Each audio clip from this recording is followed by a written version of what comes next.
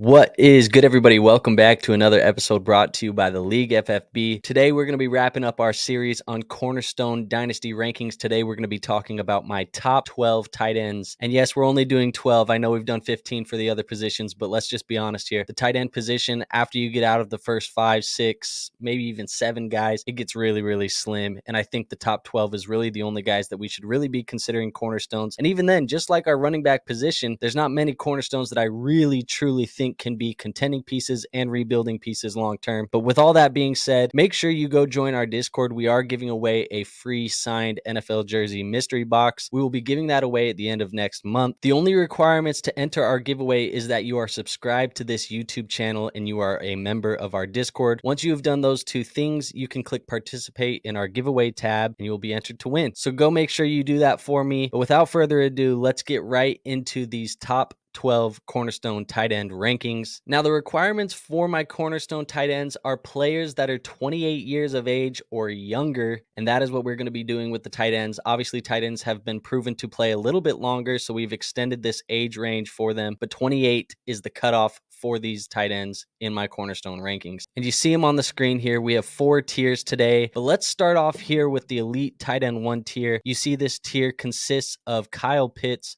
Mark Andrews, and TJ Hockenson. And I would definitely be open to the argument if you want to put TJ Hockenson down below in the strong building block tight ends tier. But I'll give you the argument for why I think he belongs up here, but I'm definitely open to hearing it either way. But first and foremost, let's talk about Kyle Pitts, man. Going into the year 3 for the Atlanta Falcons, Kyle Pitts had a very strong rookie season, finishing as a top 10 tight end for fantasy football that season. And then obviously last year being injured and missing 7 games for the NFL season, but still with his short amount of time that he had on the field, he did command about 59 targets for the Atlanta Falcons. I think the big question marks about Kyle Pitts long term are going to be how well does Desmond Ridder perform as the Atlanta Falcons starting quarterback, and then more so, how does Drake London being added to this offense play into Kyle Pitts' performance long term, and what does that do for him moving forward? I think ultimately Kyle Pitts is probably the 1A or the 1B at worst in the receiving game for this offense, but I really do think he's probably going to be the 1A. This is a guy who was picked in the top 4 of the NFL draft. The Falcons clearly see him as a centerpiece to this offense, and I think they're going to use him as so. And at just 22 years old, you really cannot go wrong building around Kyle Pitts, especially in your tight end room. In a position that is so slim in the first place, he is one of those guys that truly is a cornerstone piece to your roster. And the same thing can be said for Mark Andrews. Now, obviously, Mark Andrews isn't as young as Kyle Pitts. He's nearing closer to that cutoff age that I told you guys at the beginning of this video. But 4 straight seasons from Mark Andrews in the top 6 at the tight end position, and 3 of them being in the top 5. Mark has truly been the center point for this Baltimore Ravens offense, and he does seem to be Lamar Jackson's go-to target. I can hear the argument about the Baltimore Ravens getting a new offensive coordinator, the argument of them adding some more weapons in Odell Beckham Jr. and Zay Flowers, but at the end of the day, I think Mark Andrews is still going to be the favorite target for Lamar Jackson, and I think he's going to be the center point of this offense still. I think we're going to see top 5 tight end numbers from Mark Andrews for at least the next 3 years. He can do this until he's 30 years old or even beyond that, but I really think that Mark Andrews is somebody we can build around, and he is for sure my number 2 tight end. And you could even argue him as number 1 just based on the performance that we've seen before, but I think age is going to be the reason why we're putting him at 2. But Mark Andrews is a stud, and he's definitely a cornerstone piece. And then last but not least in this tier, we're going to be talking about TJ Hockenson. And again, I said I can hear the argument of bumping him down a tier. Some people may not have him, but I think the move to Minnesota is a really good reason for moving him up here. Since going to Minnesota, he seemed to have it all together. After leaving the Lions, the target and the reception numbers really did go up for TJ Hockenson, so if you are in a PPR league, this is good news for you. Now, I know the Minnesota Vikings added Jordan Addison and they removed Adam Thielen. I would fully expect Jordan Addison to take most of the vacated targets, but there is some room for TJ Hockenson to eat into this even more. I think at the end of the day, we know what TJ Hockenson is, 25 years old, kind of a set it and forget it tight end for your rosters, and he's somebody who is just very safe. The floor is very high. The ceiling may not be as high as Mark Andrews and Kyle Pitts, but at the end of the day, we want to have a guy in our roster that we can plug into our tight end position and not have to worry about it again. And TJ Hockenson is one of those guys. I think the ceiling has gotten a little bit higher now that he's moved to Minnesota, but again, I want to see a little bit more of it, so I will take the argument of him possibly going down a tier. But after finishing last year as the tight end 2 in PPR leagues, I think TJ has done enough to show that he deserves to be in this tier moving forward. Now let's move down a tier. We're going to get to the strong building block tight ends, and that is going to be Michael Mayer,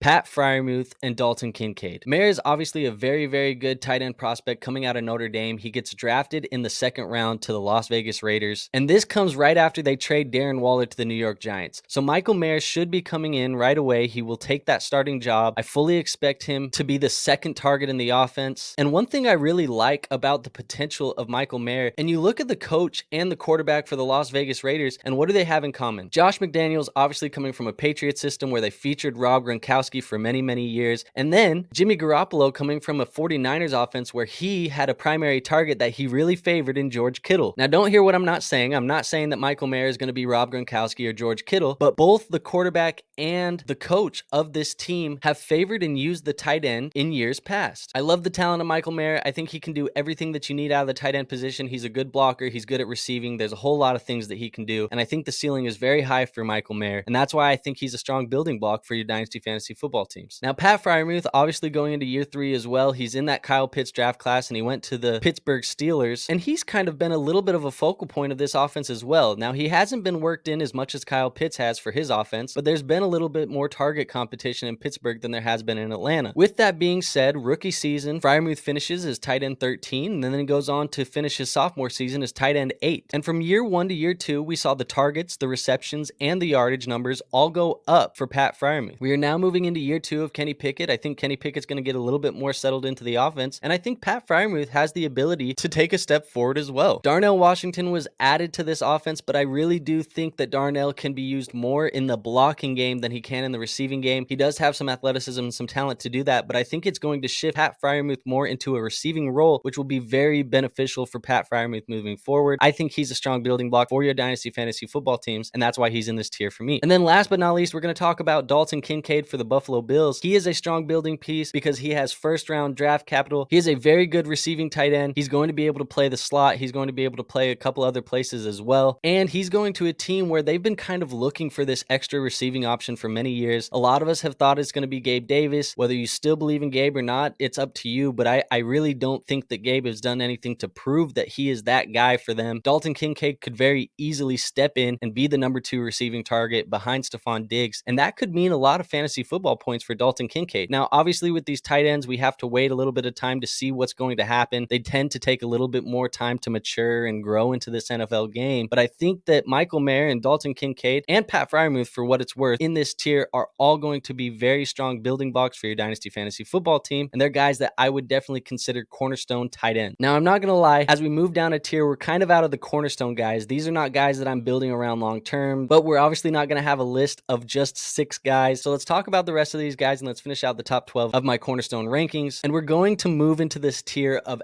average tight ends, but these guys are good enough for your roster that you can plug them in. You can feel fairly confident when you do, and you can be comfortable with kind of the production that they're going to give you on a week-to-week basis. And those players are going to be Cole Kmet, David Njoku, and Dalton Schultz. Now, Cole Kmet, he's been fairly disappointing for the Chicago Bears over the last couple of years. Last year being the best year of his career so far, he finished as tight end 7 on the season, but it should be noticed that they were not career highs in receiving yards or targets for Cole Kmet there that year either. I think what we want to see out of Cole is we want to see Justin Fields take a step forward as a passer. Obviously, they've added some extra competition there with DJ Moore coming to the Chicago Bears, but I think Cole Kmet still should be the second most talented receiving option here in this offense. There is room for Cole to step in and get 100 targets if Justin Fields ends up passing the football a little bit more. We saw Cole get close to that mark in 2021 when he saw 93 targets, but at the end of the day, it's going to come down to the development of Justin Fields. And for what it's worth, we did see a little bit of that last season as the end of the season neared for the Chicago Bears, because Cole Kmet finished with double-digit points for your fantasy football rosters in 4 out of his last 5 games. So we did see a little bit of good stuff happen there at the end of last season. It's just a matter of, is this going to continue? And is it something that continue when you add DJ Moore to the roster as well? Now, David Njoku, man, he's been around for a while. He's going into year 7, but for some reason, a lot of us really can't give up. He's never really been bad for fantasy football, but he hasn't been good either. He has 2 finishes in his career in the top 10, and I think he can do it again this year if Deshaun Watson gets back to form, there is opportunity for David Njoku to be a true receiving option in this offense. What it's going to have to take is it's going to have to take an uptick in touchdown numbers, and we're going to have to see at least 600 to 700 receiving yards with that. But you can argue for the Cleveland Browns, outside of Amari Cooper, nobody is established as a pass-catching weapon for them yet. Now, I fully expect Elijah Moore to establish himself this year, but Njoku has time with Deshaun Watson. Elijah doesn't. Now, at the end of the day, Njoku is 26 years old, so he's still not old at all for the tight end position. He's somebody that you can still have hope for, and I think he has upside to be a tight end one for your Dynasty Fantasy Football teams. We are just going to have to see those receiving yards go up and the touchdown numbers go up for him to break into that upper echelon of tight ends for fantasy football. And then last but not least, we have Dalton Schultz. He obviously signed as a free agent to the Houston Texans this offseason, leaving Dallas. He finished as tight end 3 in 2021 and tight end 11 in 2022. And the biggest thing that I can say about Dalton Schultz is he's going to a system where nobody has been established as a true receiving threat for that roster. They just traded Brandon Cooks and drafted Tank Dell, but there is a real path for Dalton Schultz to lead this team in targets in 2023. And if he does, that will very easily lead him to finishing as a tight end 1 this season. I think the pathway for Dalton Schultz is about as clear as it gets. Whether you believe in his talent or not, that's really up to you, but we know opportunity is king in Dynasty Fantasy Football, and Dalton Schultz has fallen into a plethora of opportunity for the Houston Texans this season. Now, my fourth and final tier is going to be young guys with upside. This tier is going to consist of Greg Dulcich, Sam LaPorta, Trey McBride, and Chig Okonkwo. Now, this tier is a bunch of first or second year tight ends that have flashed but never really showed us the full repertoire,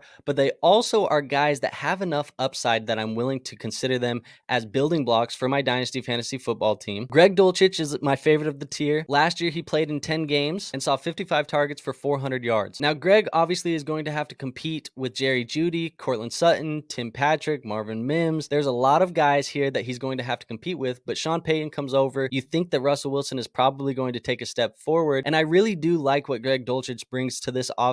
He has an athletic profile, and for what it's worth, I think he's more talented than Tim Patrick and Marvin Mims. He could very easily be the third receiving option on this team, and that could definitely open up some opportunity for Greg Dulcich moving forward. Now, Sam LaPorta, obviously a rookie that was just drafted in the second round by the Detroit Lions. He's coming out of Iowa, and Iowa has produced a lot of really good tight ends at the NFL level. He gets to go play for a coach in Dan Campbell, who was a former tight end coach for the New Orleans Saints, and they have a very clear need at the tight end position. He should instantly be walking into that tight end 1 and be a day 1 starter. Now, LaPorta, again, he has an athletic profile, and we know that outside of Amon-Ra St. Brown, there's not a lot of established targets. Obviously, Jameson Williams is expected to come in and be that wide receiver too, but he has a 6-game suspension to start the year for the gambling. And at the end of the day, as I've said with some of these other tight ends, what I'm looking for is opportunity from my tight ends. I really want to target guys who can be the first or second option in the receiving game from their offense, and it looks like Sam LaPorta going in week 1 is going to be able to have the opportunity to do that. And so for that, I would definitely consider adding Sam LaPorta to any of my dynasty teams and holding him just to see what happens over these first 6 weeks. And then we have the final two. I could not decide between Trey McBride and Chig Okonkwo, so I decided I was going to either include both of them or none of them, and I decided to include both. But Trey McBride, one of the few bright spots for the Arizona Cardinals in their season finale last year, and Chig Okonkwo obviously establishing himself towards the end of last season as the second receiving option for the Tennessee Titans. I think both guys have the opportunity to do something here this year. Obviously, Trey McBride is going to have to play with a backup quarterback for a majority of the year. He is also going to have to fend off Zach Ertz, but for what it's worth, I think Zach Ertz is a little bit over the hill as far as his football career goes, and I think that it is now time for Trey McBride to take the starting job. They have since released DeAndre Hopkins, opening up some more opportunity for somebody in the receiving game to gobble some of those targets up, and I think Trey McBride has the ability to do that. Now, Chig, again, it's kind of the same situation. There's not a lot of people who are demanding targets outside of possibly Treylon Burks this year, and there's a real opportunity for Okonkwo to walk in and be that secondary target. Both of these guys have enough upside that I am more than fine putting them on my roster and seeing where things go this season, but neither of these guys are guys that I'm just dying for to get on my roster. But if the price is right, the upside is high enough, and I'm definitely willing to stash them on my bench and see what happens long term. All right, guys, so that is all I have for you today. That was my top 12 Cornerstone tight end rankings. Again, the top 6 guys we talked about today are probably the only true Cornerstone tight ends that I would consider as as must-haves for my Dynasty Fantasy Football roster, but there still is a lot of value and a lot of good players that you can add at the tight end position nonetheless. If you guys could, before you leave this video, make sure you leave a like, make sure you comment and subscribe, and if you haven't entered our Discord to go win a free signed NFL jersey mystery box, go do that for us. I don't have anything more for you today.